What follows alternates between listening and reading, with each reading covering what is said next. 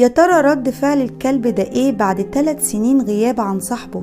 الحيوان مش بس كائن وفي لصديقه، ده كمان عمره ما بينسى الشخص الغريب اللي عطف عليه حتى في يوم من الأيام. هتشوف دلوقتي لحظات مؤثرة للقاء الحيوانات دي بأصحابها بعد غيابهم سنين عن بعض، لحظات حب ما تتنسيش. سبحان الله وبحمده، سبحان الله العظيم. كمل معايا الفيديو للآخر، ولو عجبك ما تنساش الاشتراك في القناة. يلا بينا نبدأ. دي لبؤة اسمها كيارا، قابلت الراجل اللي رباها لما كانت شبل صغير. دو أنقذ اللبؤة دي وأعاد تأهيلها تاني في محميته الخاصة للحياة البرية، ولما كبرت وراحت مكان تاني مرت سنين قبل لم شملهم، لكن كيارا فضلت فاكرة اللطف اللي أظهره ليها دو لما كانت شبل صغير. الجندي البحري ده كون رابطة قوية مع كلب عسكري لأنهم قضوا كل ثانية مع بعض في الخدمة، وبعد 3 سنين تقاعد الكلب ده، فقرر الجندي ده ان هو يتبناه. شوف ازاي التقوا ببعض لأول مرة من سنين.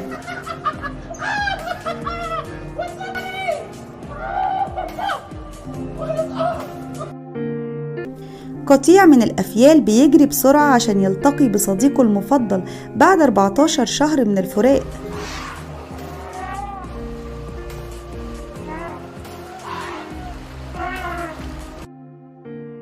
الشمبانزي ده بيلتقي وهو فرحان بالأشخاص دول اللي أنقذوا حياته. لقوا الشمبانزي ده في البرية وهو عنده 7 ضلوع مكسورة، والزوجين الطيبين دول أخدوه عشان يتعافى. قمة اللطف والرحمة اللي مش هينساها الشمبانزي ده أبدا.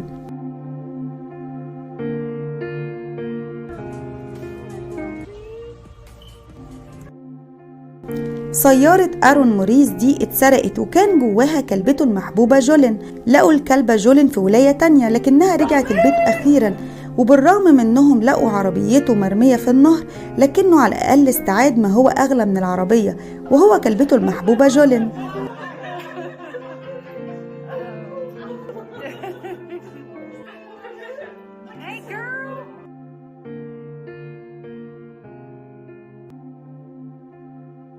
شوف ازاي اللبؤة البرية الخطيرة دي اتحولت لقطة محبة لما شافت الراجل اللي أنقذ حياتها من سنوات طويلة.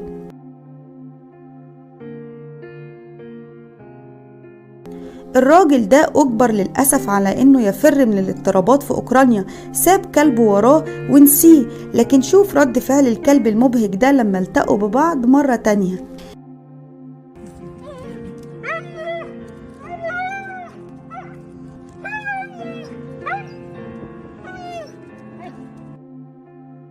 كان في شخصين في محكمة في حالة نزاع على مين اللي هياخد الكلب الصغير الرائع ده، وقرر القاضي انه يخلي الكلب دونج هو اللي يختار بينهم بنفسه، والكلب قال كلمته.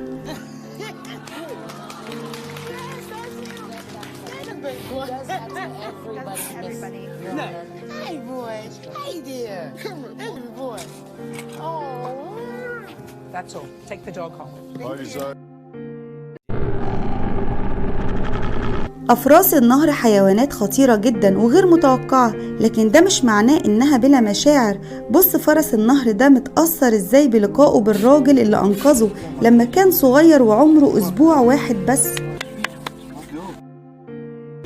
بالرغم إن الطفل الصغير ده حلق شعره وعمل قصة جديدة، إلا إن الدجاجة دي ما خدتش وقت طويل وتعرفت عليه. شوف اللقاء العاطفي ده للكلب وحماسه لما شاف صاحبته.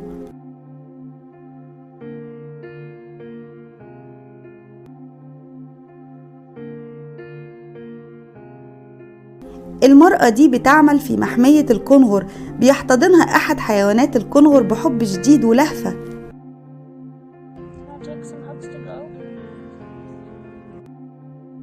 الأسد جوبيتر أنقذوه من السيرك وهو حديث الولادة، أنجبته والدته اللي تعرضت للإيذاء. بعد كده أرسله جوبيتر لمركز إنقاذ كولومبي للحيوانات المعنفة. بقت صاحبته الجديدة هي المالكة جوليا توريس، لكن لسوء الحظ خدوه بعد كده وودوه حديقة الحيوان. هناك للأسف توقف عن الأكل وبقى بيعاني من سوء التغذية. لحسن الحظ مرة تانية إنه قدر جوبيتر يتلم شمله مع أمه بالتبني جوليا. شوف مدى سعادته بيها إزاي.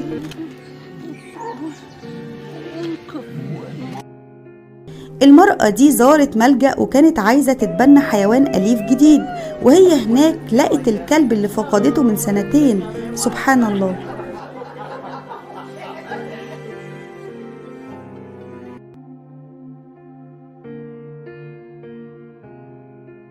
ده لم شمل عاطفي بين 2 من الشمبانزي كان بيتم اختبارهم قبل كده، والمرأة دي هي اللي ساعدتهم في الحياة بحرية بدون قضبان.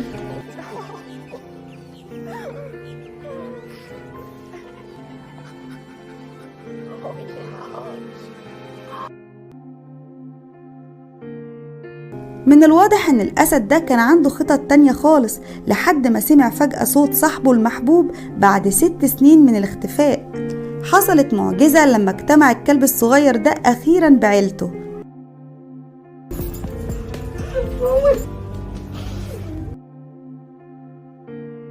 القرد ده بيبكي لما عرف ان المرأة اللي ربته بتزوره بعد سنين من الفراق.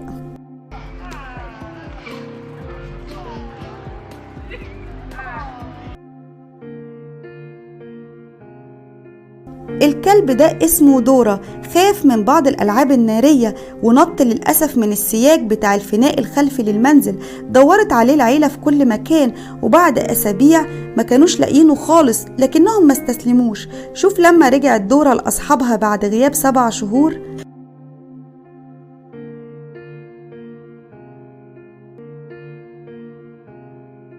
لقاء مؤثر جدا. القرد السيركي ده بيحضن قوي صاحبه المفضل، لأنه الوحيد اللي بيعامله بمنتهى الحب واللطف.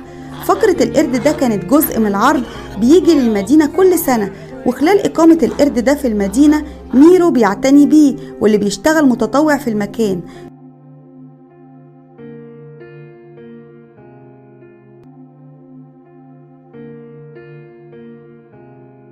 شوف القرد مش عايز يسيبه خالص، لكنه لازم يرجعه لصاحبه تاني.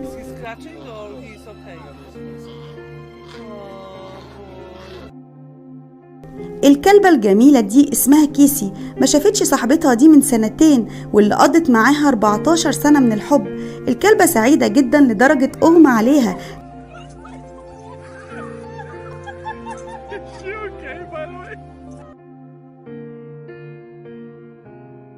لكنها بقت بخير لما ودوها للطبيب البيطري وطمنهم عليها.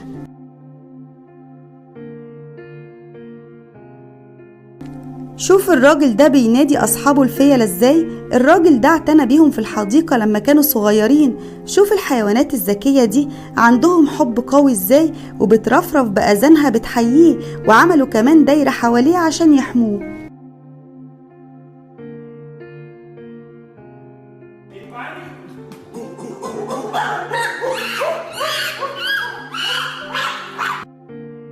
لما اتولد القرد لمباني ده اتخلت عنه والدته للأسف، لكن الزوجين تانيا وجورج قرروا ان هم يربوه على انه ملكهم. لمباني هتكون ممتنة جدا ليهم للأبد.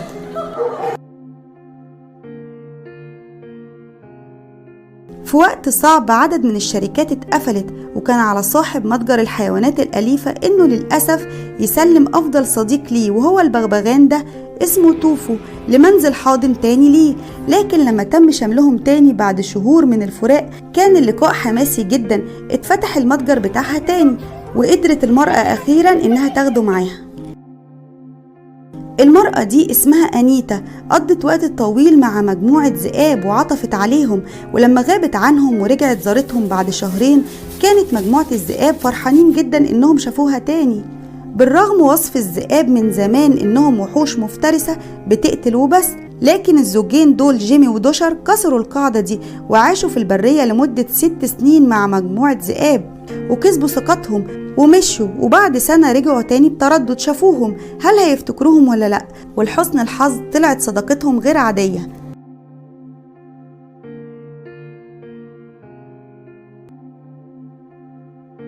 ودي علاقة لم شمل ما تتنسيش بين غوريلا اسمها كويبي والراجل اللي رباها اسمه داميان، واللي أطلق سراحها في البرية، واستنى حارس حديقة الحيوانات ده 5 سنين قبل ما يرجع إفريقيا تاني عشان يشوف صديقه القديم كويبي هيفتكره ولا لأ.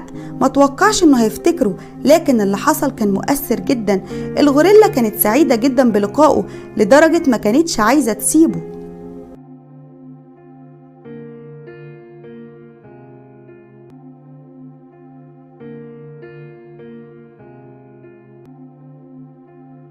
البنت دي بتسافر وتروح شغلها وبيقابلها كلبها الذهبي المحب ده بمنتهى اللهفة، دليل على إن الكلاب هي فعلا أفضل صديق للبشر. للأسف فيديو النهاردة خلص بسرعة وأبكاني بصراحة. وختاما، اللهم صل وسلم وبارك على سيدنا محمد وعلى آله وصحبه وسلم أجمعين. انت كمان لو عندك صداقة مميزة مع حيوان احكي لنا عنه في التعليقات. لو عجبك الفيديو ما تنساش اللايك والاشتراك في القناة عشان نوصل ل100,000 مشترك. هتوحشوني جدا، ودمتم في أمان الله. مع السلامة.